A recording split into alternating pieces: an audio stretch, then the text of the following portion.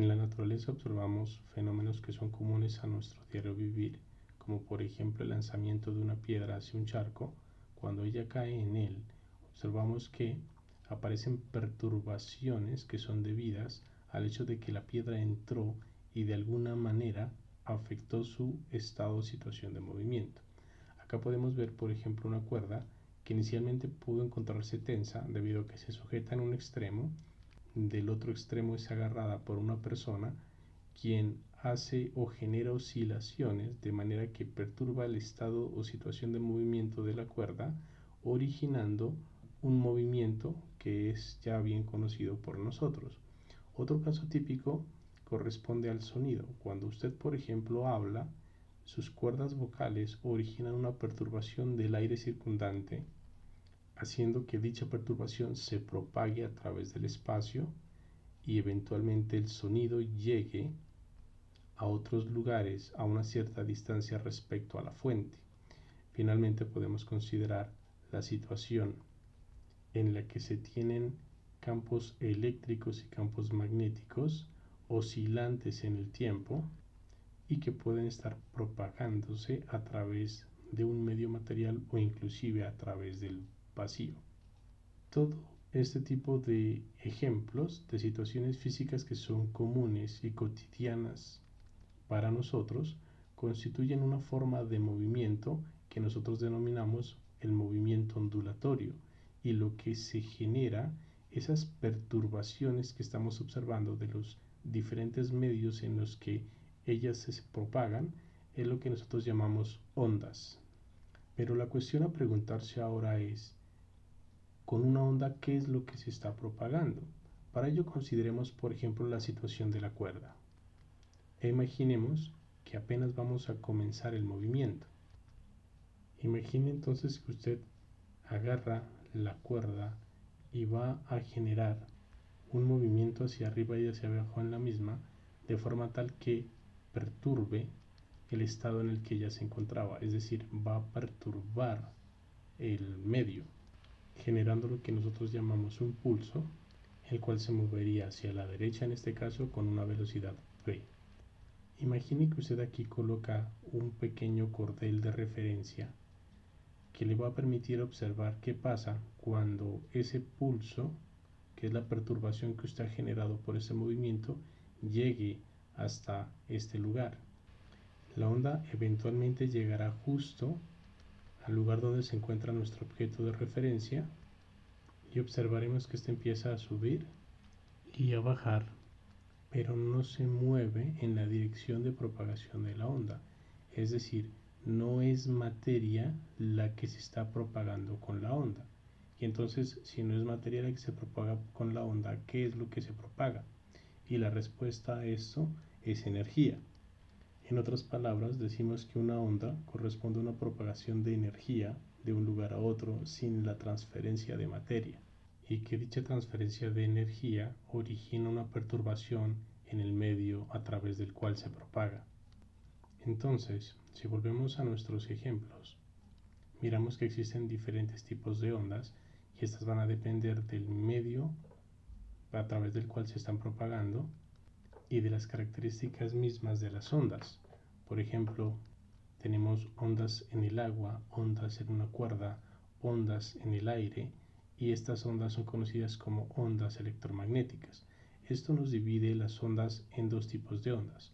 Unas ondas conocidas como ondas mecánicas, como esta y esta, las cuales requieren un medio para poder propagarse, y estas que tenemos aquí que denominamos ondas electromagnéticas, las cuales no requieren de un medio para su propagación. Asimismo se puede observar de otras diferencias. Mire que las ondas que se generan en el aire, por ejemplo, son ondas que se propagarían con un movimiento que va en la misma dirección de la propagación de la onda. A esas ondas las llamamos ondas longitudinales, y las ondas como la de la cuerda, la del charco o las electromagnéticas, observen que la oscilación del objeto es transversal o perpendicular a la dirección de la propagación. A estas ondas las llamamos ondas transversales. Por otro lado, la experiencia nos indica una propiedad sumamente importante de las ondas y corresponde a la velocidad con la que ellas se propagan. Se tiene por experiencia que mientras el medio sea homogéneo, la velocidad de propagación de la onda siempre permanece constante, lo que significa que mientras la onda no cambie hacia otro medio o mientras no encuentre inhomogeneidades en el mismo, su velocidad no va a cambiar. Miremos matemáticamente cómo podemos formalizar todo esto. Por sencillez vamos a considerar el movimiento unidimensional, pero basta con decir que para el caso 2-dimensional o 3-dimensional los resultados son totalmente generales. Supongamos que este es el movimiento ondulatorio que nosotros queremos describir. Estamos viendo que es un movimiento que se está repitiendo periódicamente, pero aquí lo que estamos mirando es el movimiento real, es decir, es un movimiento a lo largo del eje X. No es como en el caso que estudiábamos para el movimiento armónico simple, en el que el eje horizontal siempre representaba el eje temporal, es decir, nos indicaba cómo era la variación en el tiempo, pero ya pintábamos el movimiento en la dirección perpendicular.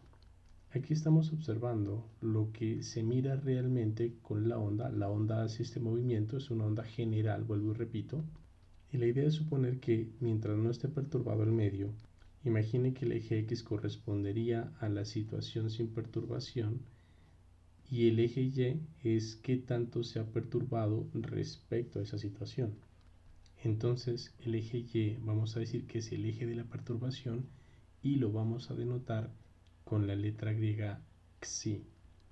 Por lo tanto, tenemos que la perturbación es una función del desplazamiento en la dirección de la propagación.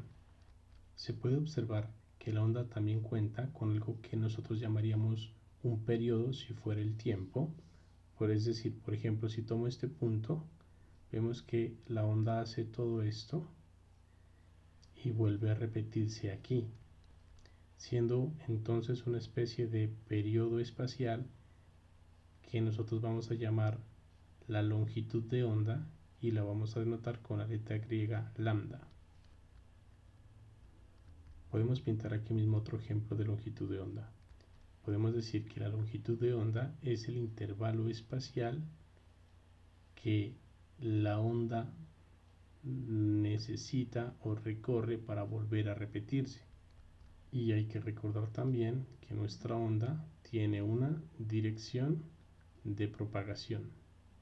Para que entiendan un poco mejor esta descripción, observemos cómo sería la situación de la onda si en vez de tener esta forma general tuviese la forma de algo más conocido, como por ejemplo una forma sinusoidal, donde podemos observar que existe una cierta distancia que va desde este punto hasta este punto, que le toma a la onda para poder volver a repetirse, y en la que si nosotros queremos determinar la perturbación, por ejemplo, suponga que usted selecciona este punto aquí, entonces ese punto sería un punto de equilibrio en el cual se encontraría un punto del medio que no ha sido perturbado, pero una vez él sea perturbado, entonces se va a mover hasta este otro punto que les marco aquí, y este desplazamiento respecto a su punto de equilibrio es la distancia que él se ha perturbado, es lo que nosotros llamamos la perturbación. Y a esta función que está describiendo dicha perturbación nosotros la llamamos la función de onda. Ahora vamos a hacer una serie de cálculos con esta función. El punto que acabo de escoger yo lo voy a llamar x sub 0, que va a ser un punto de referencia. Observe que, de acuerdo a la idea de la longitud de onda, si yo recorriese una longitud de onda en x respecto a x0, entonces tendría que volver a otra posición en la que vuelve a repetirse el movimiento respecto a este punto, que sería, como ustedes pueden observar, aquí. Y a ese punto yo lo voy a denotar en el eje X, su proyección en el eje X, como simplemente X. Y lo que estamos notando es que aparece una condición de periodicidad en la que se nos dice que xi evaluado en x debe ser igual a xi evaluado en x sub 0. Ahí tenemos la periodicidad. Pero hagamos un poquito de matemática al respecto. Observe que si yo vuelvo a copiar esa ecuación aquí,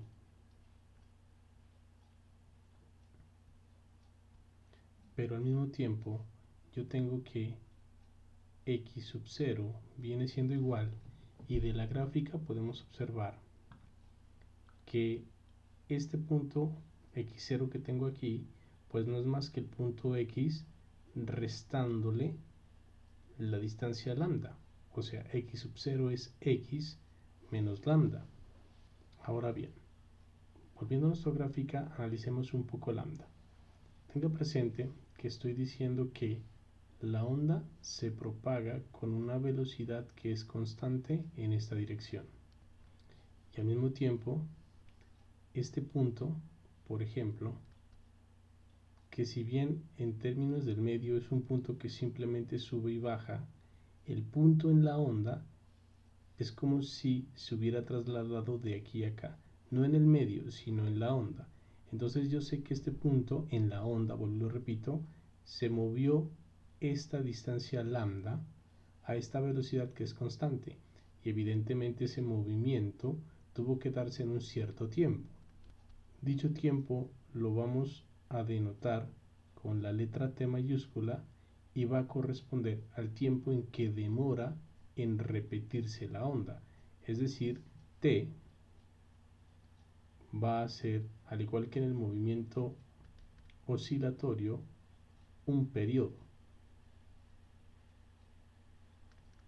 Y creo también que para todos va a ser evidente que dada esa definición, lambda, que es la distancia que se está recorriendo, pues va a ser igual a la velocidad por el tiempo, puesto que lambda se da con una velocidad que es uniforme, constituyendo esto un movimiento rectilíneo uniforme. O sea que si reemplazamos esto aquí y luego esto lo reemplazamos acá, tendríamos que psi de x va a ser igual a psi de x menos v por t, lo que quiere decir que la onda se va a repetir en un intervalo de tiempo que corresponde a un periodo porque se está moviendo a la velocidad constante v.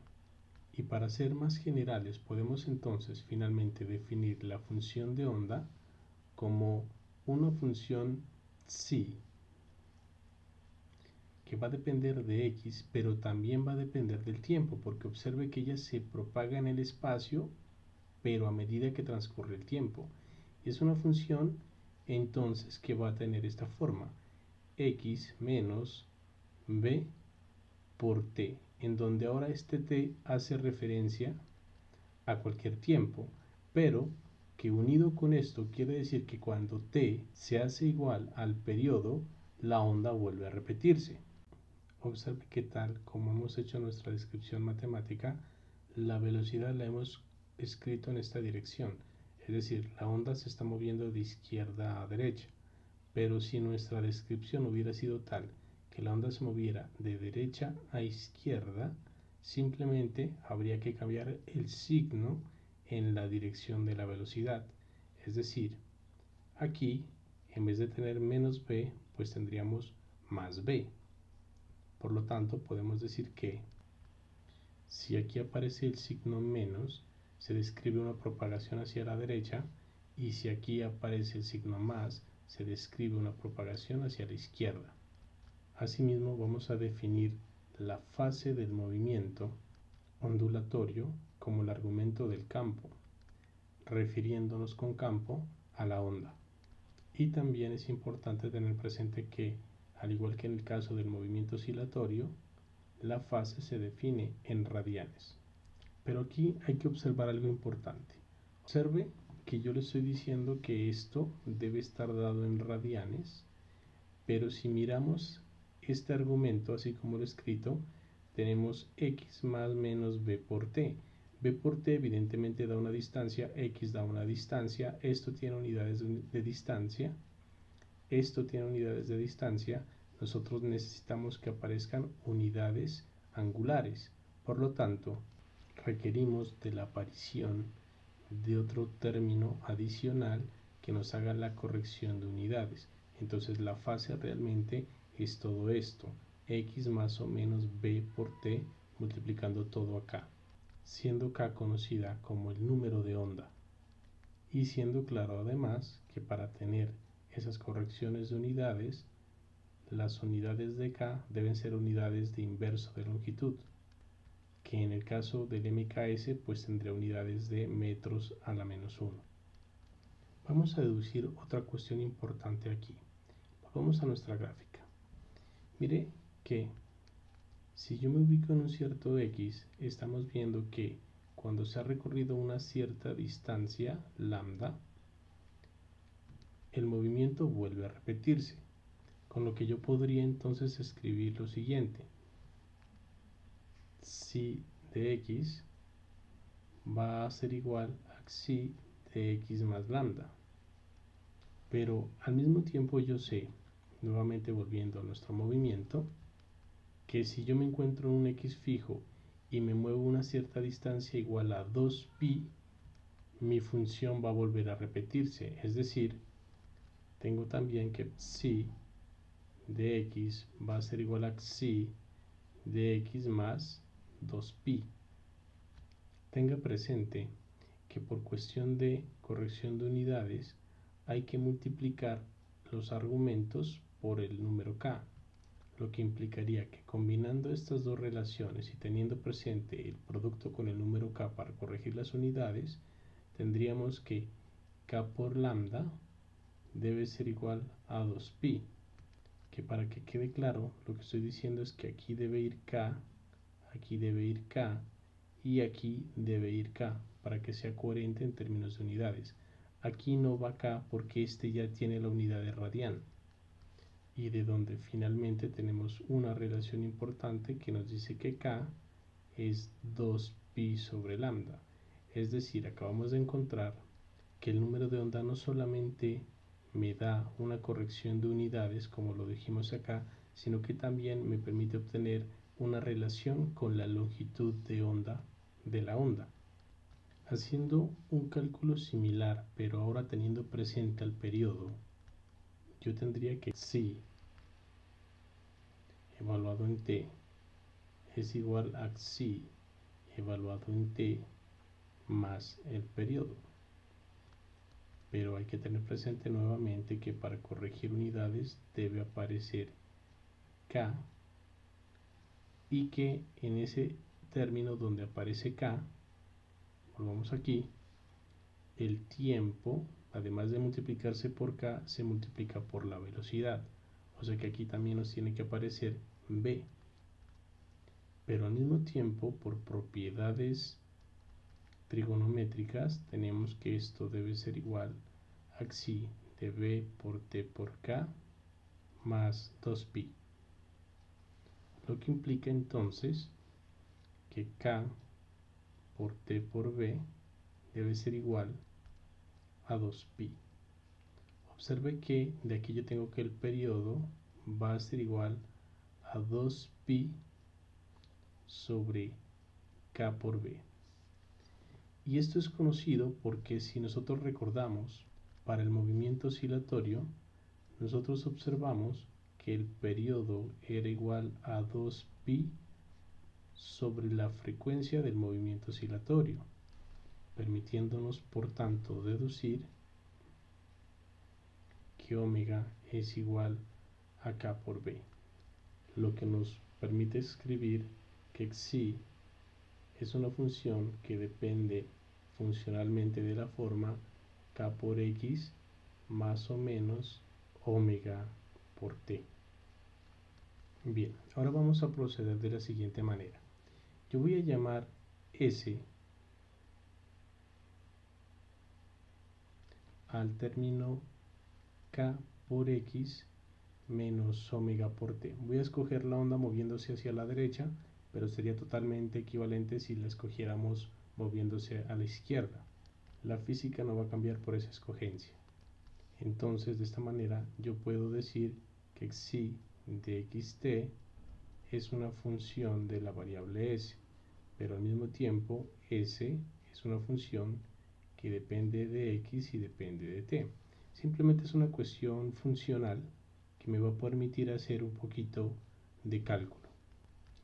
Si yo quisiera la derivada de xi con respecto a x, es evidente que esto es la derivada de xi con respecto a s por la derivada de s con respecto a x, que es lo mismo que escribir la derivada de s con respecto a x por xi prima, que al mismo tiempo viene siendo igual a la derivada de s con respecto a x. Usted puede observar que es k por xi prima.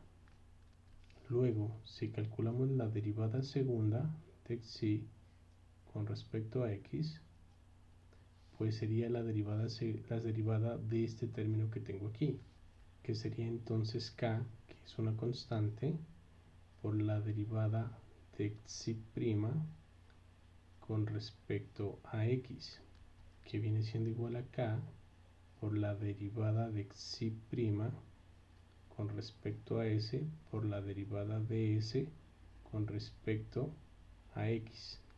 Y nuevamente la derivada de s con respecto a x pues viene siendo k, que con el primer k nos va a dar k cuadrado por xi segunda, que es la derivada de xi prima, que era la primera. Hagamos lo mismo pero ahora con respecto al tiempo. Si yo calculo la derivada de xi con respecto a t, sería igual a la derivada de xi con respecto a s por la derivada de s con respecto a t, que viene siendo igual a la derivada de s con respecto a t por xi prima, y nosotros vemos que la derivada de s con respecto a t, recuerde que estamos teniendo presente esto aquí, vendría siendo menos omega, o sea que me quedaría menos omega por xi prima. Luego derivando la derivada segunda de xi con respecto a t2 sería igual a menos omega, que es constante, por la derivada de xi prima con respecto a t, que viene siendo igual a menos omega por la derivada de xi prima con respecto a s por la derivada de s con respecto a t. Todo esto regla de la cadena, recordemos cálculo. Esto viene siendo igual. Derivada de s con respecto a t vuelve a ser igual a menos omega, que con este primer menos omega me va a dar un omega cuadrado por xi 2 prima. Luego, mire que de esta expresión yo puedo decir que xi 2 prima es igual a 1 sobre k cuadrado por d2 xi de x2, y de esta otra análogamente tenemos que xi 2 prima es igual a 1 sobre omega cuadrado de 2 xi de t2. Evidentemente la derivada segunda de xi viene siendo la misma en ambos casos, o sea que las dos relaciones deben igualarse, obteniendo esto por resultado. Voy a reacomodar términos y dejar la expresión de tal manera que de un lado de la igualdad quede 0. Y observe que aquí nos aparece el término k sobre omega. Y miremos de lo que tenemos acá arriba, que k sobre omega es igual al inverso de la velocidad, a 1 sobre v. Si reemplazamos eso abajo, evidentemente teniendo presente que está elevado al cuadrado, tendríamos esto, ecuación conocida como la ecuación de onda, y de la que podemos decir que es el análogo al caso del movimiento oscilatorio con la ecuación del movimiento armónico, que era de 2x de t2 más omega cuadrado por x igual a 0. Entonces, así como ya decíamos que todo movimiento que satisfaciera esa ecuación era un movimiento armónico simple, aquí decimos que todo movimiento que satisfaga esta ecuación va a corresponder a un movimiento ondulatorio. Ahora, otra cuestión importante que hay que entender, y para eso volvamos un poco al principio, es respecto a la propagación de la onda y de lo que ocurre en el caso de un medio material. Si yo pienso en esta situación, por ejemplo, decíamos que cuando la onda pasaba por donde se encontraba este punto de referencia, este subía y bajaba, no se movía de izquierda a derecha. Es decir, hay que tener presente que v es la velocidad de la onda, pero este objeto estaba subiendo y bajando. Por subir y bajar, evidentemente está incurriendo en un movimiento, lo que implica que va a tener una velocidad y debe detenerse para volver a bajar, y acá debe detenerse para volver a subir. Va a implicar aquí que tiene una aceleración. O sea que este punto tiene una velocidad y una aceleración, mientras que en esta dirección va la velocidad de la onda, implicando que la velocidad del oscilador aquí no es la misma velocidad de la onda, y esa velocidad pues va a corresponder al cambio de esta función respecto al tiempo, porque recuerde que esto es un cambio de posición, él sube para luego bajar, implicándose que aquí en ese movimiento hay una velocidad y hay una aceleración. Entonces, la velocidad, volviendo acá, hay que definirla respecto a la perturbación que va a corresponder al desplazamiento, diciendo que xi o la función de onda corresponde a un desplazamiento de un punto respecto a su posición de equilibrio, y que la velocidad de ese punto al desplazarse pues sería v de ese punto P. Si yo denoto a este punto aquí como P, por ejemplo, sería igual a la derivada de xi con respecto a t, teniendo presente que esta es una derivada parcial, puesto que xi depende también de x, y finalmente la aceleración de ese punto sería la derivada segunda de xi con respecto a t2, pues eso es la derivada de la velocidad respecto al tiempo. Ahora bien, observe lo siguiente. Es claro que al haber definido una velocidad angular debemos tener una frecuencia que es igual a omega sobre 2pi, que es lo que aprendimos del movimiento oscilatorio. Al mismo tiempo, miramos que omega es igual a k por b, dejamos el 2pi abajo y tenemos también que esto puedo reescribirlo así como k por b sobre 2pi. Sigo aquí abajo. Luego k también encontramos que es 2pi sobre lambda, multiplicando a b sobre 2pi, y evidentemente los términos en 2pi se van a cancelar, permitiéndome escribir esto como un b sobre lambda. De aquí sale una de las relaciones fundamentales del movimiento ondulatorio, y es que la velocidad de la onda se calcula como el producto entre su frecuencia por su longitud de onda. Y teniendo presente que la velocidad es constante en un medio homogéneo, quiere decir que ese producto siempre es constante, lo que implica que si la frecuencia de la onda aumenta, la longitud de la onda disminuye, y si la frecuencia disminuye, la longitud de la onda debe aumentar. Esto va a ser particularmente importante para cuando veamos el caso de las ondas electromagnéticas.